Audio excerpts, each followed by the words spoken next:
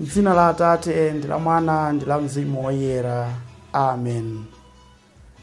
Ndikulandireni nonsenu pano patiyanguleni Ambuye.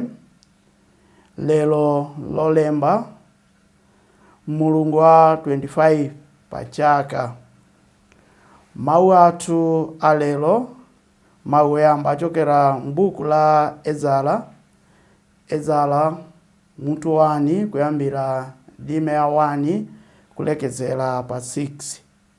Amene akutiwerengera mawu oyamba ndi Mayi Ruth Chigona a Our Lady of Consolata Choir kuchokera ku St. Kizito Parish Chigoneka mu Archdiocese ya Lilongwe. Ndipo mtenga wabwino ni monga adalembera Luka mutu wa 8 kuyambira ndime ya 16 kulekeza pa 18.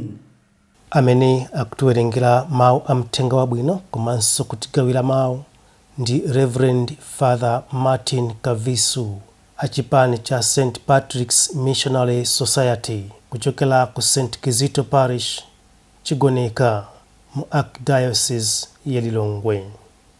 Tiyeni tisingasinge limodzi. Mawu a m'buku la Ezara 1 ndime ya 1 mpaka na 6.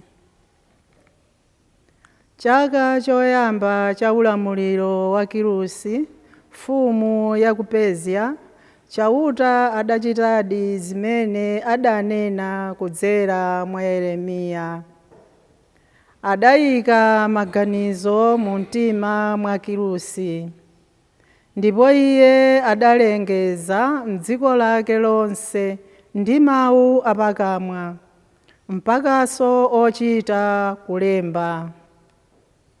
Adati, Kirusi, mfumu ya ku Persia, akunena kuti, chauta Mulungu wakumwamba wandipatsa ine mayiko onse apa dziko lonse lapansi, ndipo wandilamula kuti ndimangire nyumba ku Yerusalemu, ku dziko la Yudeya.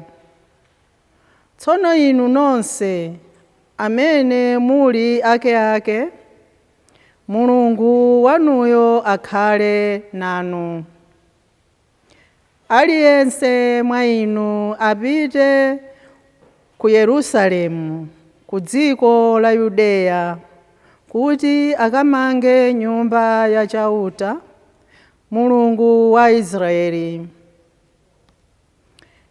Iyeyo ndiye Mulungu amene amapembedza ku Yerusalemu. Motero kulikonse kumene anthu otsalawo amakhala, athandizidwe ndi eni dzikolo. Awapatse siliva ndi golide, katundu ndi ziweto, ndi zopereka zaufulu zoti akapereke ku nyumba ya Mulungu, imene ili ku Yerusalemu. Choncho atsogoleri a mabanja a fuko la Yuda ndi la Benjamini, ndiponso asembe ndi Alevi, adayamba kukonzeka. Aliyense amene mu mtima mwake Mulungu adamupatsa maganizo oti apite kukamanganso nyumba ya chauta ku Yerusalemu. Onse oyandikana nawo adawathandiza powapatsa ziwiya za siliva, golide, katundu, ziweto, ndiponso mphatso za mtengo wapatali, kuphatikizapo zopereka zija zimene ankazipereka mwaufulu. Mawu a Ambuye. Tithokoze Mulungu. Ambuye akhale nanu. Akhalenso ndi mzimu wanu. Mawu a mtenga woyera monga adalembera Luka. Ulemu kwa inu Ambuye. Pa nthawi yomweyo Yesu adati, Palibe munthu amene amayasa nyale ni kuivundikira ndi mbiya kapena kuibisa kunzi kwa bedi, koma amayika pamalo onekera kuti anthu olowa mu nyumba aone kuwala kwake.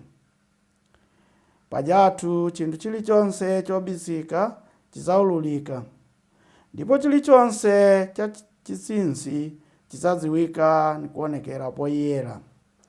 Ndi chifukwa chake muzisamala mmene mumamvera mawu. Pajatu amene ali nako kanthu azamuonjezera zina, koma amene alibe kanthu, ngakhale kamene akuyeza kuti ali nakoko, azamulandabe. Mtenga wa Ambuye. Ulemu kwa inu, Ambuye Yesu Kristu. Abale okondeka mwa Ambuye, pamene Mulungu anali kulenga dziko lapansi, anayambira ndi kulenga nyale, ndipo Mulungu anagwiritsa ntchito mawu oti let there be light, monga timawerenga mu buku la Genesis mutu 1 ndime ya 3.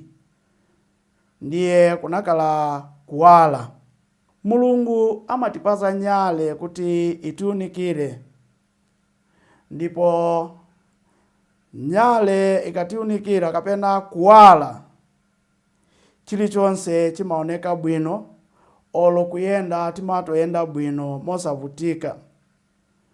Ndipo ngati munthu akuyenda mowala sangavutike konse, koma kwa amene mwina akuyenda mdima amakumana ndi mavuto chifukwa njira yake simaoneka bwino. Muthenga wabwino wa lero, Ambuye Yesu akugwiritsa ntchito kuwala kuti atiphunzitse kuti tiyenera kukhala nyale.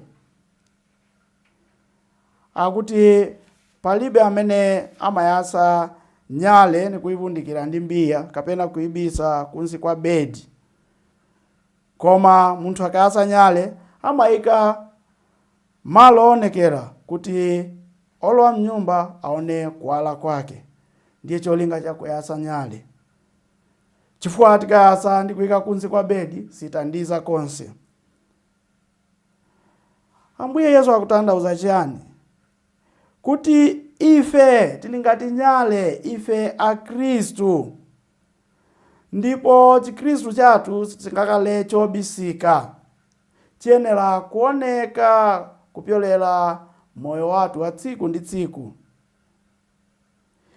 Chiyenera kuunikira anthu ena, komanso kuunikira ifenso njira yathu izikhala yoyera, yooneka bwino. Mchikhristu chenicheni chiyenera kukala kapena kuonekera poyera. Tsono funzo likumati kwa ife tonse amene timachulidwa a Khristu, kodi ntchito zathu, moyo wathu wonse, kodi umafanana ndi Ambuye Yesu, omwe kuchokera mwa iye timatenga dzina lathu loti a Khristu?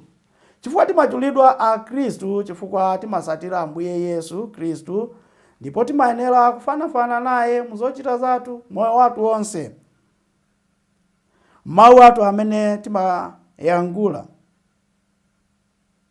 So our words, our actions, and our very being ought to resemble that of Jesus, and this should light the world. This should give example to others. Koma nthawi zina tikamaziyangana ife tomwe ngati a Khristu, zimakhala zomvetsa chisoni kapena zodandaulitsa. Kambiri a Khristu ambiri amapezeka akuopa kusonyetsa chikhristu chawo poyera, kapena ena akuchita manyazi kuoneka kuti ali a Khristu. Mwina akuopa kuti atosekedwa, ena atowapepuza,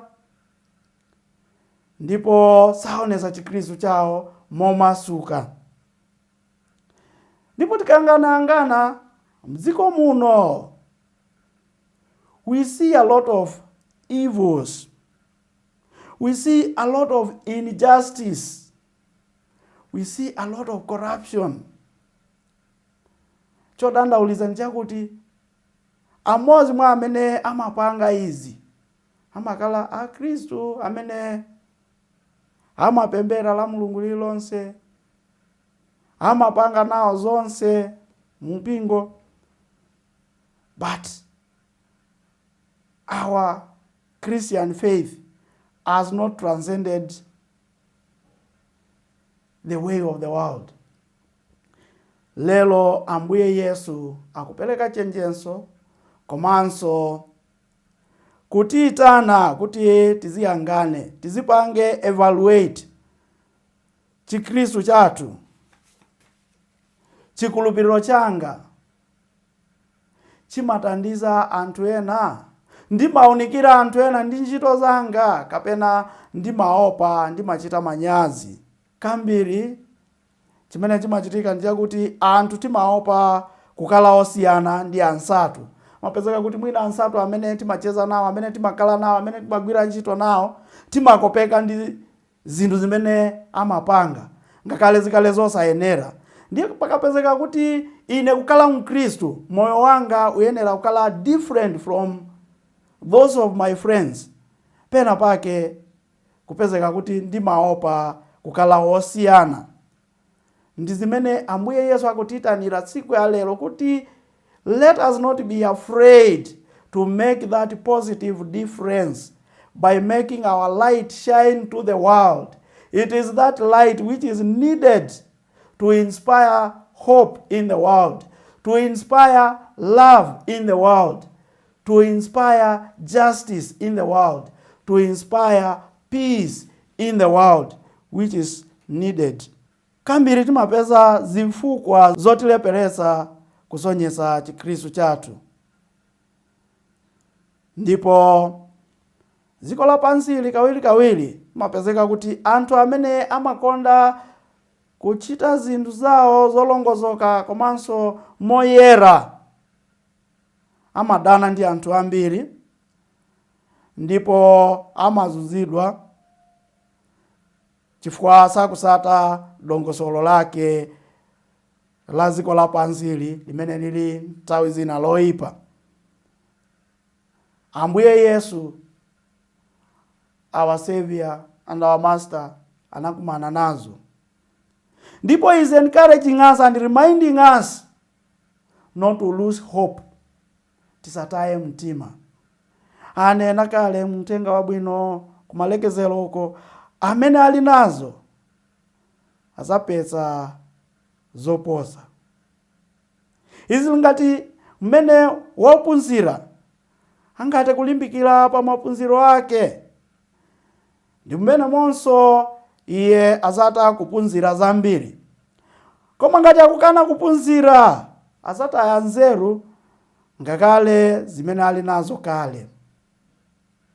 My dear friends, the better we listen to the word of God and put it to practice, the more it will bear fruit in us. The more we allow the light of Christ to shine in us, the more we are going to inspire the world. The more we are going to preach the message of God to the world. Ambuye Yesu atitandize kuti tisawachitire manyazi, kuti tisaope kuwachitira umboni nthawi zonse za moyo wathu. M'dzina la Atate, ndi la Mwana, ndi la Mzimu Woyera.